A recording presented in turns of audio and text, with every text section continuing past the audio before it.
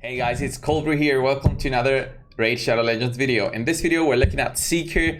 Seeker is, look at him right here. He's an undead horde. These other stats don't really matter. This is what you want. A high base attack speed. And of course, this skill called Tailwind. It fills the turn meter of all allies by 30%. Places a 50% increased attack buff on all allies for 2 turns. And then grants an extra turn. And we're gonna see why this is really important. This extra turn, once you boost your team speed, you give an extra turn to yourself. So you could go in with your basic attack. That's what's left. You can't do anything else. Your basic attack attacks one enemy twice, has a 25% chance of placing a provoke debuff for 1 turn. What provoke does is it denies the enemy from using their skills. So if they were going to use a turn meter boost skill, they can't do it anymore because they have the provoke debuff on. You can see this is a really small chance, but if you do have the skill books and get it up to the maximum, which is 50%, that's a really good chance of doing that to your enemy. It basically makes them do just the default attack and they can't do the turn meter boost. And it basically paralyzes the enemy arena team. Of course, Dark Blood passive. This just heals the champion by 20% HP and places a 60% increased defense buff on all allies for 2 turns when hit with a critical hit. So this is great for him. It gives you that extra tankiness that you need in arena, but it also works in the dungeons as well. And I'm gonna show you. And of course, there's a small aura with increases ally defense in arena by 30%. This helps with being generally tanky in arena. I have him as my leader because I don't use a speed aura in the arena, so I use Seeker as my leader. Look at him right here. Look at the pretty boy. So let's look at my Seeker. There we go. Level 60. I took him to level 60 after a lot of time. I had him at level 50. But once I got a good banner, look at my banner, plus 15 speed with the glyph. Once I got a good banner, I took him to 60 just because you need to be 60 and fully ascended to get that banner on your character. Look at the reviews. He, of course, has almost 5 on arena offense and defense. This is really good. It's great, of course. As you generally see, guys, from what I talked before, you need accuracy on him as much as possible. I try to get it to 200, but it's really hard. With just speed sets, this is what you want, just speed sets on Seekers. So across the board, you want speed. Speed, look at this, plus 19. That's my second best item. This is my worst item in terms of speed, plus 8, plus 40 on the boots, plus 16 on the chest, and plus 22. This is my best gloves item in terms of speed that I have. Look at this, plus 22. And guess where I got it? I got it from the market. I was like, half asleep one day. I just saw it in the market. I was thinking, should I buy this? I said, okay, whatever, I'll buy it. And pushed upgrade to 16. This was after the patch. Pushed upgrade to 16. Actually dozed off and woke up and saw that it was upgrading. It was at speed brackets 3, so it had one more upgrade. And when the 4th upgrade went in, I was really excited because this just gave a really great boost on my Seeker. So that was great. So you see my Seeker, 177 plus speed. In general, he has 280 speed. This is really high, and if I had a speed aura, that would be even much higher. Generally, you want to be going for, as I said, 200 accuracy, as much speed as possible. There's no ceiling, there's no maximum speed. Okay, I do have 300. I'm gonna focus on something else. You don't need anything else on Seeker. You need speed and accuracy in order for him to apply his A1 debuff. I just went right here with anything, just with accuracy and just tankiness, of course. This banner could be much better. If this was accuracy, it will be the best banner that I have anywhere. I haven't leveled it up yet, but it does not matter for me. He's still great for arena. Let's look at the masteries. I don't have them maxed yet, but if you do get Seeker, you just need this mastery. This is called Evil Eye. When you just have Seeker, just go for Evil Eye at first. And then if you decide that you want to fully max his masteries, just go for Evil Eye. These decreases the turn meter of the target when this champion hits with them with the default skill, which is A1. Decreases the turn meter by 20% with single target skills and 5% with AoE skills. So when Seeker does his A2, this works on auto. He boosts your speed up, and then he just uses his A1.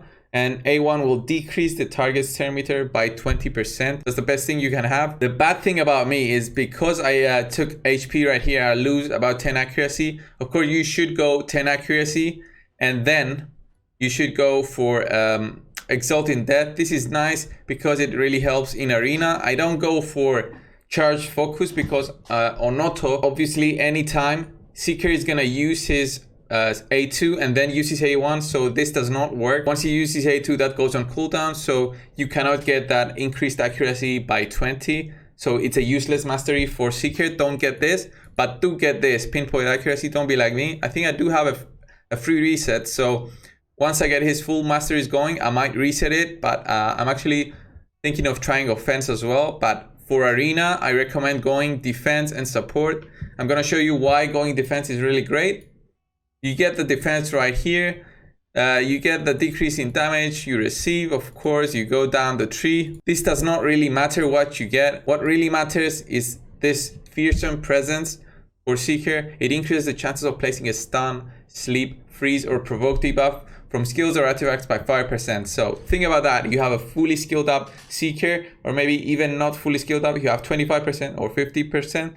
You get another 5% extra chance to apply that provoke. So that's really great. You have that small chance to do that much damage to your enemy arena team because you provoke them. Once you provoke them, you basically neuter them for one turn. They just have to use their default skill on Seeker and not anyone else, and you basically win if that's the turn booster that you targeted. So this is really great. That's why I go defense and support for Seeker. But if you want to use him in dungeons, and you actually can use him in dungeons because of his speed boosting all the time. If you have Apothecary and Seeker, that speed boost gives a lot of turns to your team, so they can use their skills, maybe stun the enemy, trash mobs, and then go to the boss, which usually the bosses are much easier, except for Fire Knight.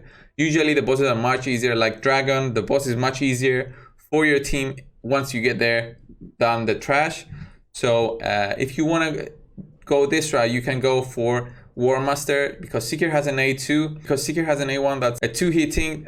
War Master is really nice for him because you get that extra amount of damage on the trash, but it does not make him tanky like the defense tree does. And in my opinion, you want Seeker to be tanky. He already has those great tank passives. Just with the passive, just because of the provoke, you want him to last more. So in my opinion, the defense tree and support tree is the greatest one that you need. Of course, you could go Master Hexer, but because of this line right here, Master Hexer does not work for Seeker. So I'll put down the description both recommended masteries for him, being offense and support and defense and support. You don't want to go for this. And once you go up to here for Evil Eye and Lore of Steel, of course, Lore of Steel on Seeker, because he gets 3 sets of speed. You need this to get the additional 6 speed plus 6 speed, because it's +2 for each set bonus that you get. You get 3 set bonuses times 3, it's 6. So you need this Lore of Steel, you need Evil Eye. You go down the tree right here. I think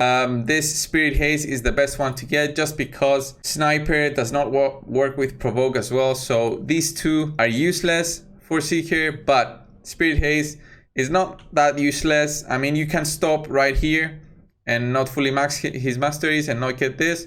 But if you do max them, you could get this, increase speed by 8 for each dead ally. In arena, if you have other dead allies and Seeker is the last one, you usually lose, and I'll show you. So this was Seeker's artifact skills and masteries. Let's look at him in the arena really quickly. Oh, I dropped a lot because I do have just Seeker and my defense. I dropped 100 points throughout this video. So let's go for this team. This looks like a really easy team. What I do, guys, is because I'm really close to 2,900, I just pick the easy teams in order for me to climb up. Once I climb up, the teams are gonna refresh. Look at what Seeker does. It's just one enemy right here, but speed boost up, A1 to decrease the turn meter and try to provoke, and then Ghostborn goes. So okay, the team's refreshed. I use this example to show the turn meter order that Seeker allows you with the turn boost and the A1 that decreases the turn meter of the enemy. So if you want to see more action of my arena PvP team, I do have a video dedicated just for arena. Just look at that and see how much damage my team does. These guys are really tanky. Okay, Ghostborn does some damage. And they should be down. I do have War Chief as well. And he's down. So you get the idea of what Seeker does in the arena, but because I don't have War Master, I can't show you what he does in Clan Boss. In general, he's not that useful in Clan Boss just because he does not provide any other utility than just a turn boost, an attack up, and an A1 that has 2 hits. So there's so many better champions right there, like Apothecary, who heals your champions. He gives a turn meter boost, and he gives a speed buff as well. So the next part where Seeker is really useful is the Dragon's Lair. So guys, let's get in the Dragon's Den with Seeker. So we're in the Dragon's Den right now. As you can see, Seeker just gives the turn boost up and just tries to apply provoke everywhere. Once he applies the provoke, he moves on to the next target that does not have provoke and just tries to auto attack him. Once he applies provoke on that one, he goes to the next one and so on until the first one provoke is gone. What provoke does is you look at this, the trash just focuses on Seeker. My Seeker almost dies, but because he gives that turn boost, Apothecary just heals him up, saves him, and then Rearguard Sergeant applies her protection through that regeneration. So this combo, it's really great for Dragon because it's a lot of support for my 2 damaging champions, which is Althar and Royal Guard. And actually sometimes, guys, my Royal Guard just dies, but the other 4 champions finish up the dungeon. So I do have a reliable Dragon 20 team. So I'm gonna leave it on auto, guys. You're gonna see what the champion does, and slowly but surely the dragon is gonna go down. So if you like this Seeker video, leave a like down below, subscribe to my channel for more videos like this, and I'll see you in the next one. Thanks.